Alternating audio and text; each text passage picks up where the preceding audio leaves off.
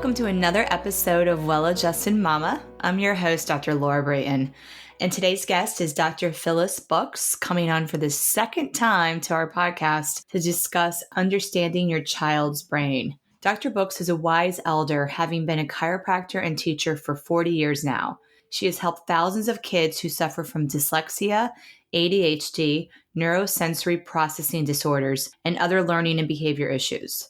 She is all about empowering moms to get to the root cause of their child's learning and behavior issues and not to settle for a diagnosis that says you have to live with forever.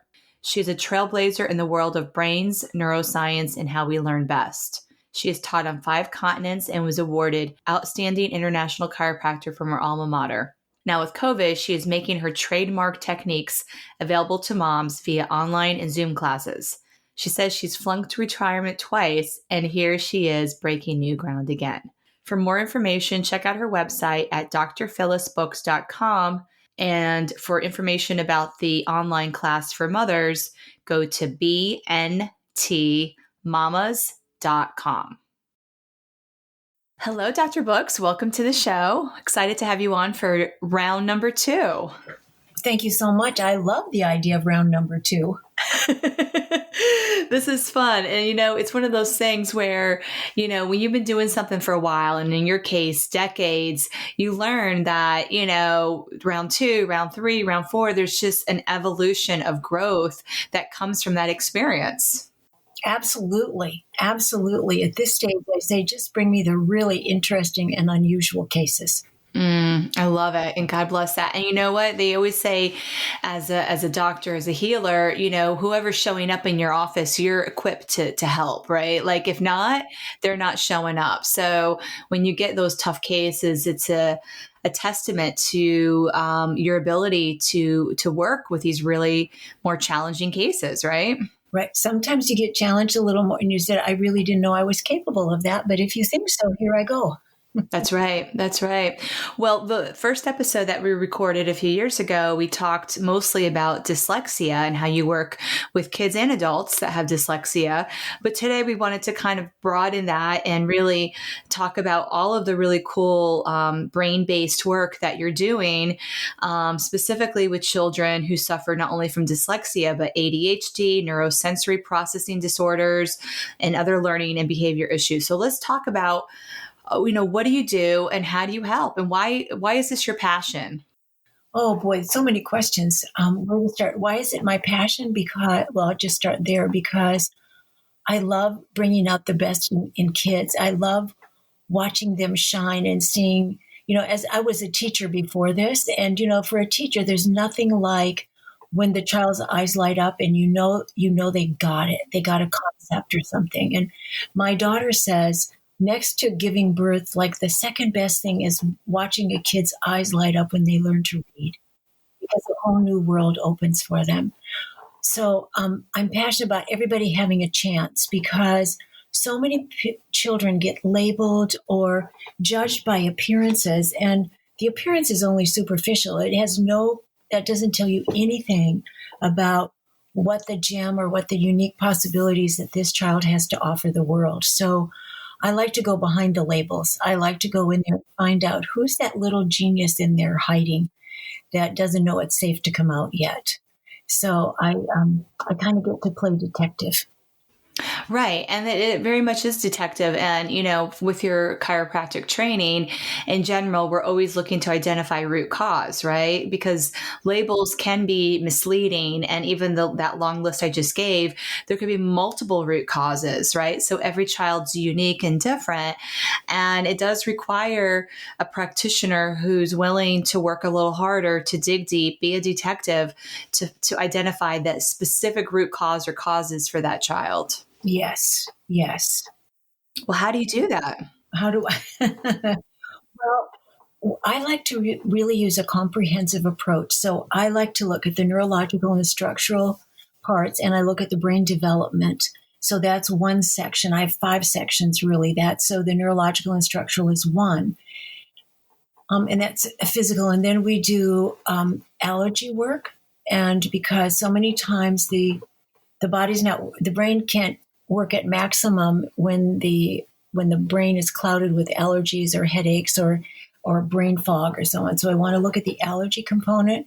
I also am going to look at the nutrition and to see how they're metabolizing the foods they eat, because again, the brain runs on fuel. And if you're giving it the wrong kind of fuel, it's not going to work as well for you. So that's really important too. And then I look at the emotion. It's like, what are the belief systems of the child? How does she feel about themselves? And what do the parents believe? Right. Is a big deal. And then I also do biofeedback with the children. So I hook them up to a fancy computer and read their brains and then do therapy on that. And then we also do what's called brain exercises. So once the kids are at a certain level of neurological organization, then I add these fun exercises that they can do at home that will myelinate or speed up the pathway so that the brain gets the information the correct information faster and faster. So I think if we look at it neurologically, structurally, emotionally, chemically, physically, if I can do all that at one time, if I can work on all of those elements at the same time, it's like puzzle pieces. They'll snap in together much faster than if you first went to the vision therapist and then you went to the occupational therapist and then you went to the counselor and then you went to the tutor. All of those things take time. And meanwhile, the body's only getting one sense, one piece of the information. When you're doing vision therapy, you're looking at the eyes. When you're doing wind to mood bell or ear therapy, you're looking through the ears. But all of our senses need to be involved with learning. Right. So I like to be a really comprehensive approach. And when we do that, you can make big progress quickly. And the body finally sees like puzzle pieces coming together and the body goes, oh, that's what I'm supposed to be doing. It's like it couldn't read its own blueprint. And once it can, you don't have to keep coming back forever. The body says, thanks, I can handle it from here. Right, because really the body is always wanting to innately heal itself, right? And when there is dysfunction, there's it's an awareness that there's some sort of block in that healing functionality. Right, and it doesn't take too much on our part to hook into the innate wisdom. All we do is activate that. So we do a little, and then the body does a lot. Mm-hmm. But it's an active process. It's like you don't just come there passively and think that I'm going to put a magic wand over you. It's like I'm going to touch and that's going to work on certain neurological systems, and then your body's going to respond, and then I'm going to respond to your response. And so it's like a dialogue, but it's not talking dialogue. It's between the body and the nervous system and me. So it's another language. Oh, so fascinating. And you're doing that primarily through muscle testing? I use muscle testing as my pre and post test. I say that gives me the clue, but I'm going to ask about, there are like 300 steps to some of it, but I'm going to ask each step, does it need this? And if the muscle test says yes, then I do it. When I come back, the muscle test tells me whether I'm finished or not. So it gives me my pre and post checks. And you created all of these questions yourself within your own program. Well, people say, well, how did you put it all together? And I said, well, I'm pretty old. It took a long time. But it's pulled from lots of different disciplines. I mean, my background before was I was an English and a music teacher. And my master's degree was in communication. So I learned like communication strategies is like, if the message isn't getting through, the communication isn't complete. And if you had one meaning to the word recipe and I had another meaning, you could say the same word and you think the other person is understanding you, but they don't have the same meaning to it. So it's really, communication is complicated.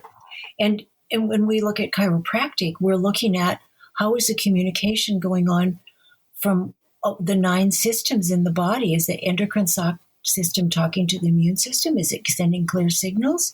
If not, we've got a problem. And so really looking at how the communication breakdowns are happening within one system or several systems in the body is what helps us get to that root cause. Yeah. And I love it. There's so many different healing modalities out there. And I would say universally, they're all looking for where the block or stuckness is, right? Because, when the body is free of stuckness, it just functions normally and we don't have to think about it. And the funny or ironic thing is every professional that you go to will see the problem through his or her lens of what their studies encompass. So they're going to see it. A surgeon's going to see everything in terms of needing surgery, and but that it's just a training module. So I think I think it takes a woman to stand back, because we don't just go in one part of our brain at the time. We can, and we recover from strokes much more quickly because we have access to several parts of our brain. So that's really helpful. So to me, looking at these issues means we have to look at it from several vantage points. Yeah. And it's very whole brain minded and whole body minded, really. And to me, that just, the whole person, right? It's even beyond the physical. And, that's just so logical to me, right? And I do appreciate how you mentioned, because I have a son, and so I've been starting to learn a little bit about the male brain through being his mother, and his brain does operate differently than my brain, and I see the same thing with my husband. So it's fascinating to me that there is some actual neurological differences in our brains between a male and a female brain. Yeah, there really are. And it shows up in how the kids learn.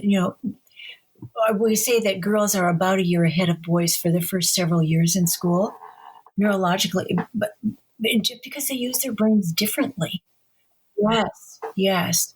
So, but when I'm looking at children, I look at, male and female, but I also look at personality types. Are they, if you look at there's a Myers-Briggs, which is a personality profile. You do that. There's one for children. So you see what their strengths are as a learning style. And there are other ways of looking at learning styles for children, which, unfortunately, most teachers don't utilize, but it would be really helpful. What motivates one child isn't the same thing as motivates another child. And so you also have to figure out what's normal for that kid, what's a compensation, and what's doing the best he can, and what's really not in his wheelhouse, and what's an obstacle that he could really do it better if we could help his nervous system read the signals better.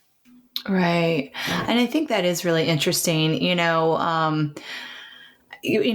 Just even reading different parenting books is understanding that, and this is, I feel like we all kind of know that we all have our own strengths and weaknesses, right? That's just something intuitive to who we are since we were born. And I think, at least for me, remembering growing up in school, I was like, oh, I have to work harder on the things that I'm not as good at, right? But the truth is that, I can just excel at the things I'm good at, right? And recognize that I don't have to be good at everything. Right. And there was a personality profile I took with a guy, and I thought that I was primarily a thinker, and he said, no, I was a doer. And I said, but I have all these degrees. I have almost every degree you can imagine. He said, that's because it's not your natural strength. You had to keep going back and learning. You discount your kinesthetic learning or your doing because it was easy for you. Oh, right. It was fascinating to me because I didn't realize I was doing it to try to make up a deficit. I thought I was doing it as a strength.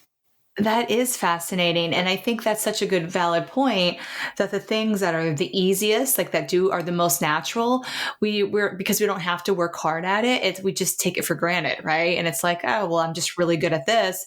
But then the person next to you is like, well, I'm really not good at that. And I have to work really hard at that. So it's like, just because we don't have to work hard at it doesn't mean that it's not developed and a gift. Right. And something that we can use on a regular basis because there's a reason why we excel at it naturally. And I think one of the best things that we can do for parents is to just sit back and watch what the kids do, what they like to do when they don't have to be doing anything. What do they naturally go towards? Because that's probably their natural strong suits. And you find out what they're good at, what they would do. As a grown-up, you say, what would you do whether you got paid for or not? What would you do just because you love it? But as kids, we can start looking at what is it that and so you sit back and you watch what they're good at, and then you encourage it. Right. Yeah, that makes a lot of sense. We don't try to force them into say you have to be good. You have to be good at this and this and this, or you're not an okay person. It's like just that's not necessarily true. But school, like when we don't get A's or B's or C's in certain subjects, kids have a tendency to judge by those grades, what the outer world judges them by. They feel shame. Yeah, they do feel ashamed, and then they're more likely to shut down and not try as hard because they're already embarrassed. And that's one of the biggest things I work on with kids is believing they're smart or believing they can change, and then just sort of holding space for them, or because. And then I also have to work with the parents, because the parents sometimes want to drop them off and go, just fix them for me, okay? But the parents' belief system has to be open to change, open to see your child in a new way, or everybody's going to get cheated.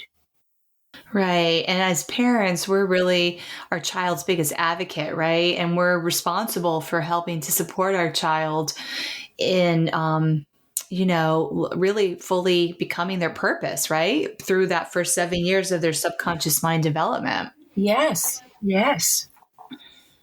It's a big task, and it's an important task. And, none of us are doing it perfectly, but when you're really coming from a place of consciously parenting, and like you said, just really observing and respecting your child's gifts and nurturing those gifts, there's that. I mean, I feel like the gifts are always given to accomplish whatever purpose we're meant to do, right? If not, we would have a different gift. Right.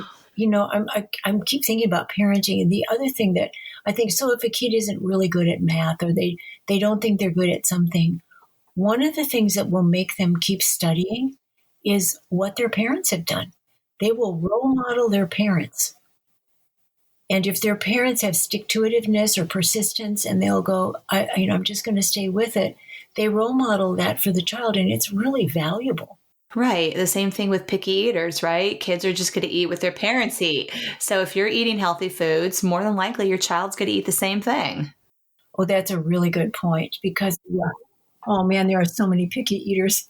And, the kids I work, they want certain mouth textures. And right. The white food kids, I call them, mac and cheese, potatoes, right. And getting them to expand their palate is quite a trick. That is. And I think, even I have this conversation with parents with infants in my practice who are literally having 5-6-month-old babies who are just starting to be introduced to solids.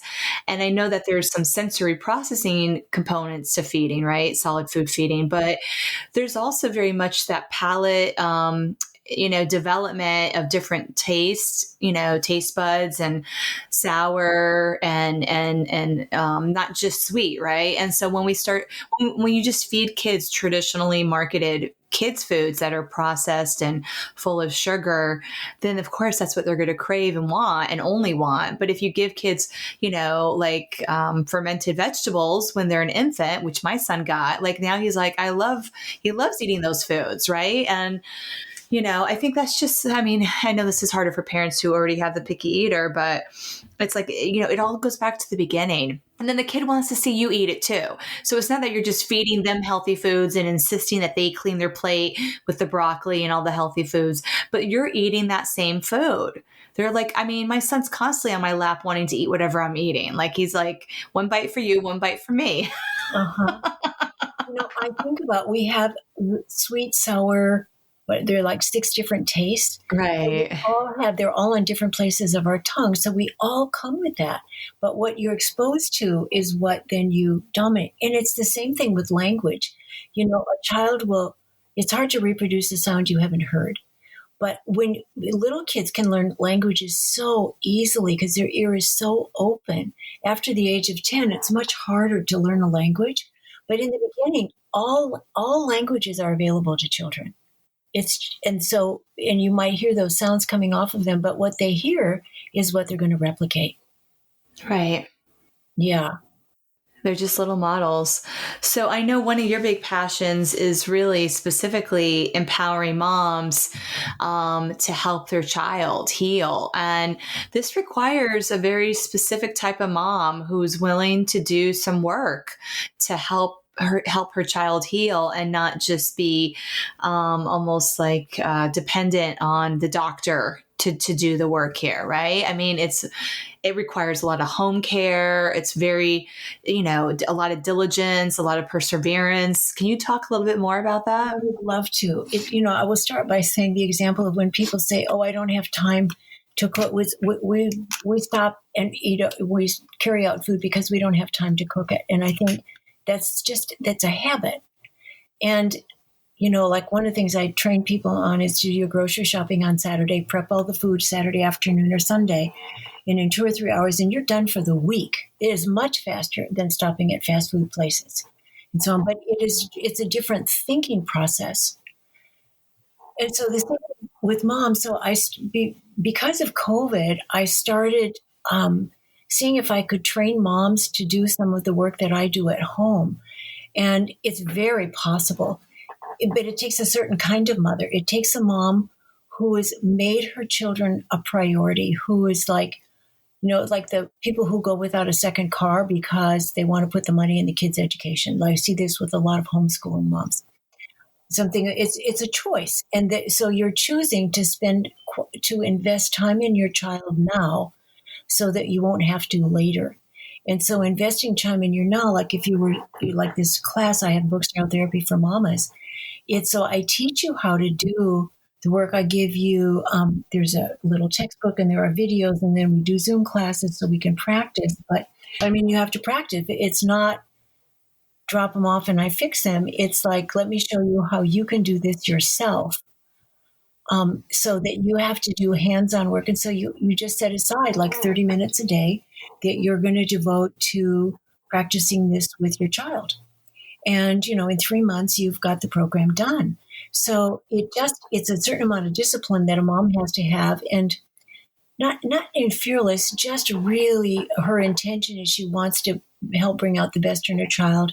And she's willing to devote time on her end to make that and to believe that she is capable of helping too, to make the changes. So yeah, it's part of what we're all about, moms. But, I will tell you, so many of us are giving away our power. Yes, I was going to say that. Yeah, to the school, to the principal, or the testings that said, no, we need an IEP for your child, or no, they have this label or they have that label. And you shouldn't lower your expectations, mom, because it's just not going to happen. And that's really sad because it goes against a parent's instincts. But you think, the authorities know better than I do. And you go to the doctor, and they say, "Oh no, this is a permanent condition, like dyslexia is permanent." And I'm going, "No, it's not, unless you believe it. And if you believe it, of course, it's going to be." So, belief system's just a big deal. It's a big deal. And I love how you really talked on about, we talked about the kid's belief system, but the mother's belief system and father too, I'm sure you worked with dads as well, is very important. And I think ultimately, nobody knows their child better than a parent, and especially a mother. And so it's really important to listen to that intuition. And despite if you have doctors who are telling you otherwise and disregarding your concerns, and you just keep searching. And you and I both have seen this in our practices, where we see these moms after they've already consulted with so many other practitioners, and they keep hearing no, no, no, no, and their gut keeps telling them there's something more that can be done here. My child is not plateaued. My child is not permanently damaged, right? There is something more that can be done. And it's unfortunate a lot of times that I feel like, ideally we would be the first stop, right? But sometimes we're the last. Well, sometimes when people are desperate, nothing else has worked, and they'll go, "I'm just going to give this one last shot." because it's not in their heart. They just can't give up totally. They're mothers or fathers. It's like, it's instinctive. Yeah, it's instinctive. Yeah. And, overriding your instincts is what, makes people unhappy later on in life, because they're not living their real life. They're living somebody else's life. Yeah, they're settling. And it's like that story that you keep telling me yourself, like, it's okay. It's okay. I have to just trust that the doctors know best, but everything else in your body is screaming otherwise. That will manifest as some sort of illness or dis-ease. And, this is something that you don't have to wait for that to happen to make changes. And I know for myself, I see so many pregnant women in my office. A lot of the work I do is empowering women during their pregnancy because they have an empowered birth experience. And that will lead much more, I find, to an empowered mother who is really in her power and not getting kind of like going with the wind, like, I don't know what I'm doing and I don't know how to help my child. Yeah, you do. You definitely know how to. You're the mother. No one knows better than you. So I feel like that is so important for women to just keep reminding themselves, especially if they're going through a really challenging period with their child. No, I agree with you totally. And I hadn't really thought about that birth process, but that's what activates those mama bear instincts. Yes. It's so important to groom them, and so important to hang out with people who also believe that way. So who are not putting you down for thinking a certain way. Just like with the COVID vaccine, it's so polarizing right now, like how people feel about it. It's like politics. It's very political. It brings up knee-jerk reactions. So but anyhow, when it comes to raising your child, you want to be with people who are supportive of you. Yes. And help you bring out the best in your kid and help you with your own self-care so that you are available to be there for your kid.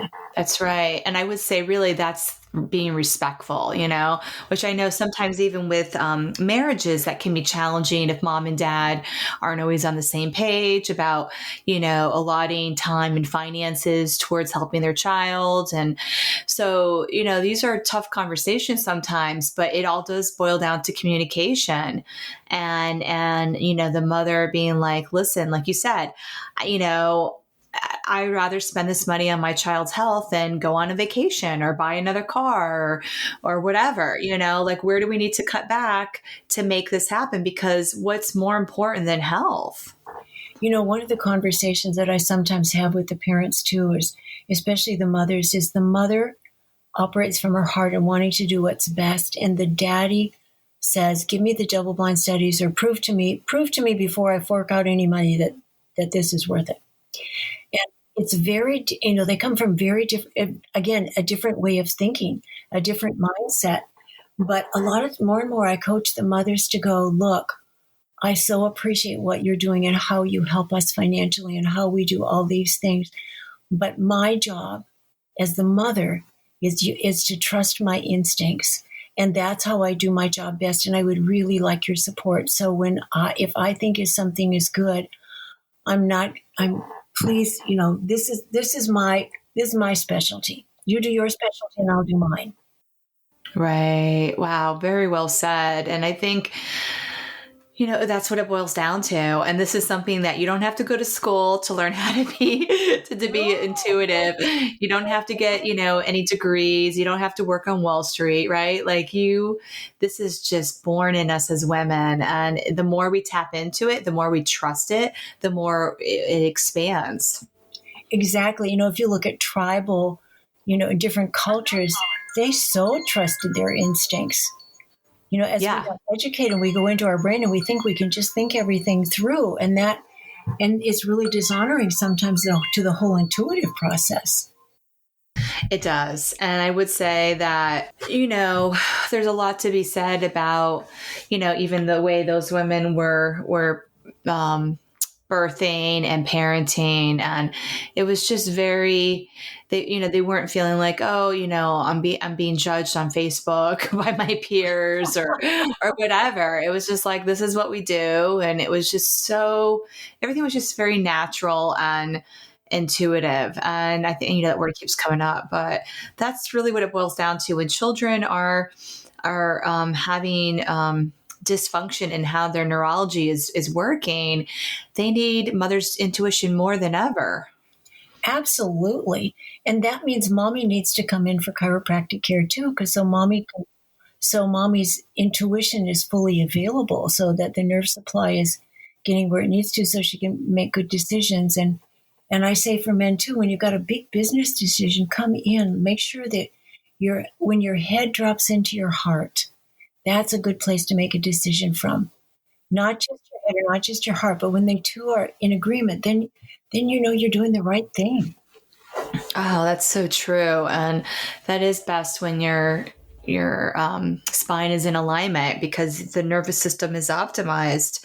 I mean, I know I'm always a better mother after I've gotten adjustments because I don't lose my temper as quickly. I can be calmer. I can be more present for my child, even if he's, acting like a little crazy guy. Like I can observe from a very calm perspective and be like, what's going on here? Instead of getting caught up in that hysteria. And then we're all hysterical. Right. You're not reactionary. You're really coming from an observing place then and not hooked in. Yeah. Yeah, it's so true. And it's, and a lot of that, I think for people they're thinking oh, well, chiropractic's helping with my pain. And of course, if I have less pain, then I can make better decisions. But we're talking even deeper than that. Of course, it's hard to make good decisions when you're in pain. But what about you're not necessarily having pain, but you also are stressed or you're feeling anxious or fearful? That's not going to really create the optimal decision making, when you're coming from that place. And that still just boils down to that neurology and that parasympathetic versus the sympathetic nervous system and getting them back into balance so you're no longer in that fight or flight state. Yep, absolutely. Absolutely. And I know we can do it all naturally. We don't need any drugs to help us get from one state of being to another. Right. People are like, oh, I need my CBD gummies or whatever. And it's just well, our body makes a lot of those neurotransmitters naturally, especially when you're eating a healthy diet. So you're giving your body that fuel. Despite that, if there's, external stressors that are real that we're, all experiencing, especially right now with COVID, how are you managing it? And a lot of that really is self-care. And especially as mothers, recognizing that I think self-care is more important than ever now, right? I mean, we're living in a very stressful world right now. It's a very unusual time. And when my friend is a therapist, and she says, I probably say 12 times a day, it's not normal for you to be around your spouse 12 hours a day. It's not the way marriages are designed. It's unusual. We're not having our kids, in Texas where I live, the kids are home. They're not homeschooled, but they're doing their schoolwork from home. Virtual learning. We're all doing virtual learning. So there's 2 adults at their job with computers and 2 or 3 kids with computers. So it's very unusual. My daughter says if she has a Zoom call, she has to go in the bathroom to have any privacy. Wow. So that's wearing on the system after a while. So for self-care, important to have at least a couple of good friends that you can just let it all out with and so on, so that you can get back and be nice to the rest of the family. And a place to exercise and to get the stress out of your body. Mm-hmm. Nature, time in nature, fresh air. I mean, that is just huge. It's huge. And one of my rules for the kids is for every hour of screen time, it has to be balanced with an hour of outdoor time. So you don't get a second hour of screen time until you've gotten away from your screen for an hour. Preferably outside, but at least running around or doing jogs or doing calisthenics, doing something physical. Right. So speaking about the brain, what just popped into my head is with screen time, especially is social media and, kind of how that's impacting specifically children's brains. I watched the documentary Social Dilemma a couple weekends ago. And I did it because I saw my son was becoming addicted to YouTube Kids, and it scared the hell out of me at the age of 3, where he was treating it like a drug. Mommy, just 5 more minutes, please. And we'll put it away. And it was this constant negotiation. And then a tantrum once it was, the iPad was put away. And I was like, what is going on here? And that's when I watched the movie, and it made complete sense that this is like literally these little, cha-ching, cha-ching, like the little morphine molecules in the brain are like activated with this. I mean, how are you addressing that in your office? Oh, well, I have a lot of kids 17 to 25 or 28 years old. Is a lot of screen addictions and especially a lot of not knowing where people belong in the world. They don't know who wants them. And so it's much easier to go into the screen where you get a little dopamine reward if you get the game right. And if it doesn't go right, you can just start over again. So it's much nicer than real life. If you're in that young adult or late teen age group. But the tricky thing is, you get this dopamine response, and so the kids get addicted to it so easily. And they're again, any addiction is got a dopamine issue in it. So you're getting the reward from something outside of you instead of inside of you. So I put kids on really heavy duty, some amino acids and so on that help. There is a study many years ago with addictions. And they included ADHD as an addiction, which totally got my attention. That's interesting. I've never heard of that. There's a book called Overload. And so I talked to the author and I said, what do you mean ADHD? And he said, look, there's a dopamine, there's a whole cascade, a system that happens with dopamine. And it doesn't matter if you're not making enough dopamine endogenously inside yourself, you'll do it exogenally outside any way you can. And when you do that is when you feel normal, when the dopamine levels are what you think other people have all the time.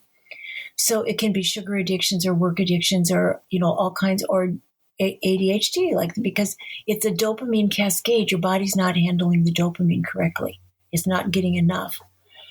So, so there are 3 or 4 amino acids that are the building blocks of dopamine. So you can take megadoses that, get good chiropractic care, and acupuncture is a really good trio of a way to help almost any addiction. So, but I said with the kids too, good nutrition is really important for that dopamine, and then also to make sure they're exercising, because the endorphins and enkephalins that will are released when you're exercising. First of all, you just feel better, but your brain feels better, and it's natural. Have you heard of this book called Spark by John Rady? He's Rady and this other guy wrote Driven to Distraction 20 years ago. It was one of the first books on ADHD, but now this guy John Rady wrote a book on Spark, and it's how to use movement as medicine. So he's got tons of research for depression, anxiety, sleep. All these issues that people take drugs for. They've done all these research that getting exercise will be as good or better than any drug you could take. It's a really important book because you realize that you can make those chemicals and those drugs inside of yourself, and it's really. And then you also learn lifestyle patterns. So the way the guy starts this book is he talks about this study in Naperville, Illinois, where the PE teacher was just sick and tired of hearing about how fat and lazy American kids were. So he made all the kids run 1 mile before they started school, and he got watches and stuff to measure how they were doing. And some girls, he would say, looked like they were just lollygagging around. But when he looked at their heart monitors and so on, they were actually working as hard as they could. But so what happened was, after several months, the kids started all doing better in school. And when they took the big national tests, worldwide tests, and sometimes when they do those standardized tests, they kind of ask the kids that don't do so well on tests just to not show up that day, so it doesn't affect their averages. But this was all the kids, and they scored higher in math than Korea and some of the other Asian schools, which are always do well in math. And they really attributed it to the exercise. And so these kids, so two things happened. The school counselors started saying to the kids, take your toughest subject right after you exercise, because that's when your brain is the sharpest. Well, that's a really good thing to know. So when these kids went off to college before their final exams or whatever, they went out and ran because they learned that was how they would do better on the test. And they were, so to me, it's a really wonderful way of approaching our neurotransmitters, our dopamine and our serotonin, all those things, is how we can make them ourselves. That is fascinating. I've never heard of that study, but to me, I'm just thinking back now, like when I exercise now as an adult, how I'm so much clearer because I've been like really, well, also think about all of us walking around with masks. And then like when you exercise, ideally you're not wearing a mask. So you're optimally oxygenated, which is helpful for brain function, right? And maybe you had a protein shake. So you're having your blood sugar is balanced and you are clear and you feel looser. You feel open because your musculoskeletal system has been warmed up and stretched and used. And, a flexible body is a flexible mind, right? So and you're less stressed, right? Because you had the time to meditate, go into like a meditative state. So, and I'm usually more optimistic. My mood changes in a really good way. Mm-hmm. Well, and that goes back to the dopamine, right? Sure. Mm-hmm. Mm-hmm. But I even had, a friend once who was like, a social smoker, and he was like really into working out. And we talked about like, even with smoking, it's all about that inhale and getting that oxygen in. Right. And so his body was craving that. So he thought he needed a cigarette. But then when he's like, well, when I'm working out, I'm not craving the cigarettes. I'm like, that's because you're breathing better. You're not in your stressed chest breathing. Yeah. Yeah, I used to do these smoking cessation classes, and you ask people when they started smoking and why they started smoking, etc. And for a lot of people, now when they smoke, it's to breathe. It's to make to step outside or change their pace for just a few minutes, take a deep breath, inhale and exhale. Yeah. That's really what they want. That'll change their state. They just associated a cigarette with it. Right. And then once you know that, you're like, oh, I don't need cigarettes. I can just do some breathing exercises. Maybe it's going for a walk and doing some different types of breathing, or like you said, just get, it's almost like, oh, I need that break, right? I'd step away from my desk and, but you can do a healthier manner with like a sip of water and some breathing. They have these oxygen bars. It's like, why don't we all just have breathing bars? Or like, why don't we make that a deal where 5 minutes out of the hour, you just concentrate on deep breathing? I mean, what that would do to change our state is it's free. It's free and it's much healthier too, the bottom line. Yeah. So I wanted to wind down our interview now, but with having you really talk a little bit more about wrapping up the books, Neurotherapy for Mamas that you're doing. You mentioned it's a 3-month program. You have another segment launching soon, correct? Right. The next one starts on March 15th. So the applications have to be in by March 9th. And if you wanted to look at it, you could just Google B as in boy, N as in Nancy, T as in Tom, mamas, MAMAS.com. And that'll take you to give you information on the website and how to apply for it if you're interested. It's like ridiculously inexpensive. And I did that. So you have absolutely no excuse not to do it if you're interested. Yeah. So I also do people. I do 5 and 10 day or 10-week programs. So I have people come in from all over the country and all over the world. But because of COVID, that's not been so easy. But I do one-on-one sessions as well. And I have a book out. It's called Reversing Dyslexia, How to Improve Learning and Behavior Naturally. So you can read up on it in books. You can take classes yourself as a parent, so you can do the work yourself, or you can come see me. Those are like all 3 different ways of learning. But the book is all about why you can believe that hope is realistic and why change is possible. So it's really to help you open your mind to the possibility that your child can learn and neurologically and physically and emotionally be just fine, regardless of what the experts say. Wow, I love that. That's hope is very much needed, I feel like. And, there's so many of these Debbie Downers, so to speak, that are just like, it's all negative. It's like, this is permanent. This is something forever. And here you're providing hope and light for these families that things can be different.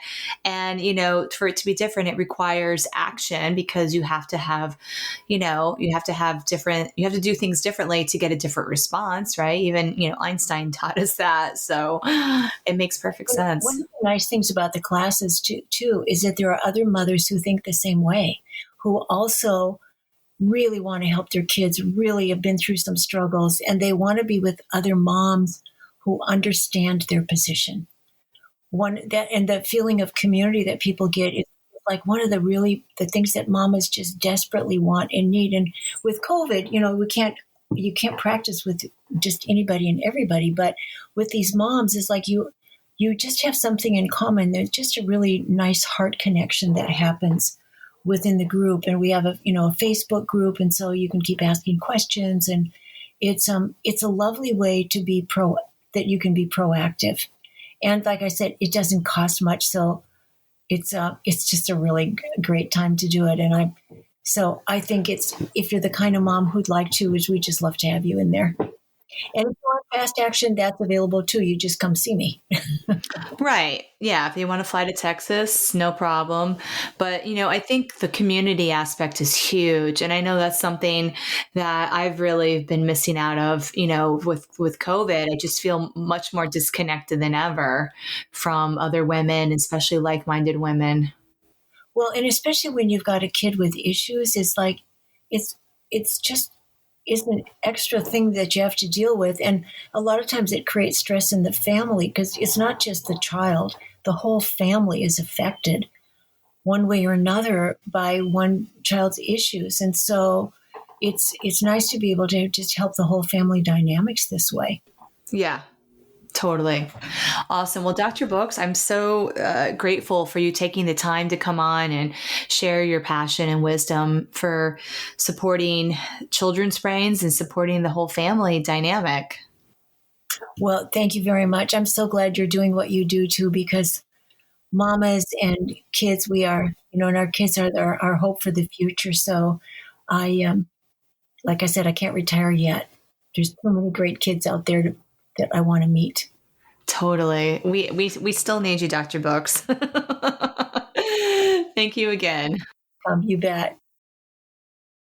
Always a pleasure to have the amazing Dr. Books on my podcast. Oh my gosh, I learned so much every time I speak to this woman. And in a lot of ways, she's been a mentor for me. And I really look up to her as a healer and a practitioner and a mother. So I definitely want to urge any mothers listening, if you do have children that are having learning or behavior issues and you feel like you need some additional support, please check out her online program, Books Neural Therapy for Mamas. It starts March 15th, and you can get more information at her website, bntmamas.com.